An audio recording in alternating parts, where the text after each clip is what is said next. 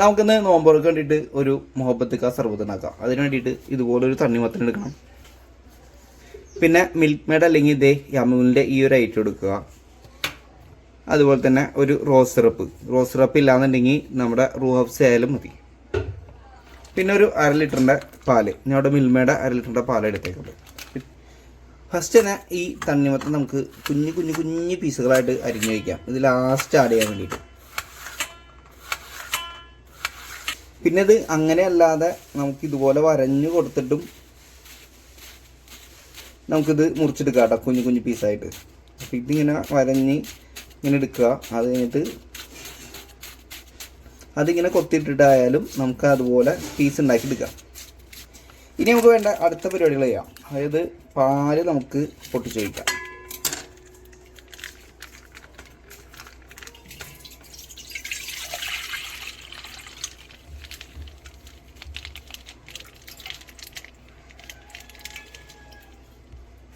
പാല് നിങ്ങൾക്ക് തിളപ്പിച്ച് ഉപയോഗിക്കാം, പച്ചക്ക് ഉപയോഗിക്കാം കേട്ടോ.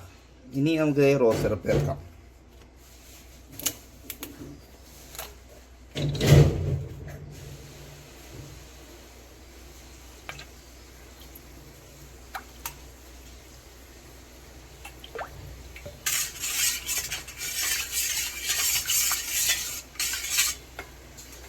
കളറിനും ടേസ്റ്റിനും അനുസരിച്ച് നിങ്ങൾക്ക് ഇത് കൂടുതൽ ആഡ് ചെയ്യുകയോ കുറച്ച് ആഡ് ചെയ്യുകയോ ഒക്കെ ചെയ്യാം കേട്ടോ.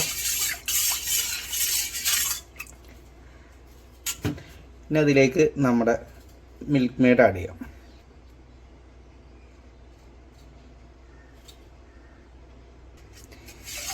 നമ്മൾ ഈ മിൽക്ക് മെയ്ഡ് ചേർത്തേക്കുന്നതുകൊണ്ട് തന്നെ ഇതിനകത്തേക്ക് ഇനി വേറെ എക്സ്ട്രാ ഷുഗറൊന്നും ആഡ് ചെയ്യണമെന്നില്ല കേട്ടോ.